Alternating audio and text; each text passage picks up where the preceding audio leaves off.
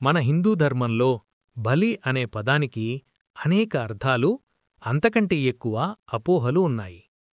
ముఖ్యంగా శక్తి ఆరాధనలో అమ్మవారికి జంతువులను బలి ఇవ్వాలనే ప్రస్తావన వచ్చినప్పుడు చాలామందిలో ఆందోళన, ప్రశ్నలు, అపార్థాలు తలెత్తుతాయి. అమ్మవారికి ఒక మేకపోతుని, ఒక నల్లపిల్లిని, ఒక దున్నపోతుని బలి ఇవ్వండి అని ఎక్కడైనా వింటే వెంటనే మనసులో ఒక ప్రశ్న మెదులుతుంది. సాక్షాత్తు లోకమాత, దయకు ప్రతిరూపమైన దేవత నిస్సహాయ జంతువుల ప్రాణాలను కోరుకుంటుందా? ఈ ప్రశ్న యొక్క లోతును విశ్లేషించినప్పుడు ధార్మిక ప్రవచనాలు మరియు వేదాంత గ్రంథాలు ఈ బలి వెనక దాగి ఉన్న అత్యంత గూఢమైన, ఉదాత్తమైన ఆధ్యాత్మిక సత్యాన్ని ఆవిష్కరిస్తాయి. ఆచార్య చాగంటి కోటేశ్వరరావు గారి వంటి పండితులు తమ ప్రవచనాలలో స్పష్టం చేసినట్లుగా ఈ బలి అనేది రక్తపాతంతో కూడిన భౌతిక కర్మ కాదు. ఇది మన అంతరంగాన్ని శుద్ధి చేసుకునే ఒక గొప్ప ప్రతీకాత్మక ప్రక్రియ. ఈ మూడు జంతువులు మేక, పిల్లి, దున్నపోతు కేవలం 3 దుర్గుణాలకు సంకేతాలు. అమ్మవారికి మనం సమర్పించాల్సింది ఆయా దుర్గుణాలను మాత్రమే. మనలోని ఆ అంధకారాన్ని తొలగించి దేవీ పాదాల చెంత నిస్వార్థంగా వదిలివేయడమే నిజమైన బలి. నిజమైన ధర్మాన్ని, వేదాంతాన్ని అర్థం చేసుకోకుండా కేవలం ఆచారాలను పాటించడం వల్లనే అపార్థాలు పుడతాయి. ఈ 3 జంతువుల బలి గురించి చెప్పే ప్రతి సందర్భంలోనూ పండితులు దానినే మూర్ఖత్వాన్ని, దొంగబుద్ధిని, పిరికితనాన్ని విడిచిపెట్టడంగానే వ్యాఖ్యానిస్తారు. అమ్మవారిని చేరుకోవాలంటే ఈ మూడింటినీ మన హృదయపీఠం నుండి తొలగించాలి. సాధారణంగా నల్లపిల్లి దేనికి సంకేతం? జ్యోతిష్శాస్త్రంలో కావచ్చు, లోక వ్యవహారంలో కావచ్చు, పిల్లిని దొంగతనానికి ప్రతీకగా చెబుతారు. పిల్లివచ్చు పాలు తాగుతున్నా ఎవ్వరికీ తెలియదు. అది అంత నిశ్శబ్దంగా, అడుగుల చప్పుడు చెయ్యకుండా వస్తుంది.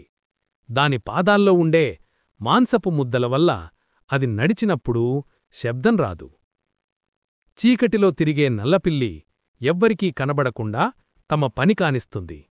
ఇదే విధంగా మన మనస్సులో ఉండే దొంగబుద్ధి కూడా చాలా నిశ్శబ్దంగా, రహస్యంగా పనిచేస్తుంది.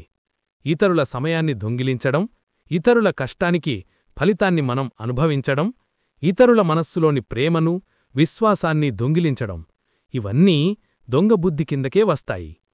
పరమేశ్వరుడే మన యజమాని అని అంగీకరించి మనం ఈ లోకంలో ఒక దొరలాగా, అంటే ధైర్యంగా, నిజాయితీగా బ్రతకవలసిన అవసరముంది. నల్లపిల్లిని బలివ్వండి అంటే మనలో ఏ మూలలోనూ దాగిన దొంగబుద్ధిని, మోసాన్ని, కపటాన్ని అమ్మవారి పాదాల చెంత వదిలిపెట్టమని అర్థం. ఇది ఆవిడకు సమర్పించదగిన మొదటి మరియు ముఖ్యమైన బలి. మేకపోతు దేనికి ప్రతీక?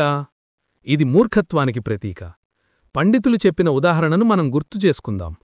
రైల్లో వెళుతుండగా 2 వ్యక్తులు గడ్డి మేస్తున్న మేకలను దగ్గరకు తీసుకెళ్లి వాటి తలలు తాటించి ఉసిగొలిపి వదిలేశారు. ఆ మేకలు ఒకదానిపై ఒకటి ఎంత తీవ్రంగా కొట్టుకున్నాయంటే ఆ దృశ్యం మూర్ఖత్వానికి పరాకాష్ఠగా కనిపించింది. మనిషికి మూర్ఖత్వం చాలా పెద్ద శత్రువు. తాను పట్టిన కుందేలుకు 3 కాళ్ళు అన్నట్లుగా తనమాటే శాసనమనుకోవడం, ఇతరులు ఎంత మంచి విషయం చెప్పినా వినకపోవడం, అర్థం చేసుకోకపోవడమే ఇదే మూర్ఖత్వం. మనం పొరపాటు చేయడం తప్పు కాదు, కాని వేరొకరు చెప్పినప్పుడు దానిని సరిదిద్దుకోవడానికి సిద్ధంగా లేకపోవడం, నేను అర్థం చేసుకోను అని భీష్మించుకొని కూర్చోవడం చాలా పెద్ద తప్పు. మూర్ఖత్వం కారణంగానే అన్నదమ్ములు కూడా ప్రేమతో బ్రతకకుండా వైర్యానికి పోయి నశించిపోతారు. మేక బలి అంటే మనలోని ఈ మొండితనాన్ని, అర్థం చేసుకునే గుణాన్ని నాశనం చేసే ఈ మూర్ఖత్వాన్ని పూర్తిగా విడిచిపెట్టడం. మనుష్య జన్మ ప్రయోజనం ఏమిటో అర్థం చేసుకొని వినయంతో, జ్ఞాన సముపార్జనతో జీవితాన్ని గడపడమే ఈ బలి యొక్క ఉద్దేశం. ఇక దున్నపోతు. ఇది లోకంలో పిరికితనానికి గుర్తుగా చెప్పబడింది. నిజానికి పిరికితనమే పునర్జన్మకు ప్రధాన హేతువు.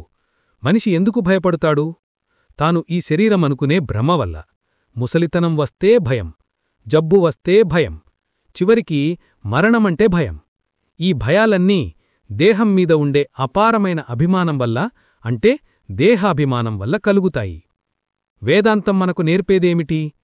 ఈ శరీరం నేను కాదు, నేను ఆత్మను. ఈ శరీరం పడిపోతుంది, దీనికేమవ్వదు. నేను అంటే ఆత్మ ఎల్లప్పుడూ ఉంటాను. ఈ సత్యాన్ని తెలుసుకున్నవాడు ధైర్యంగా ఉంటాడు.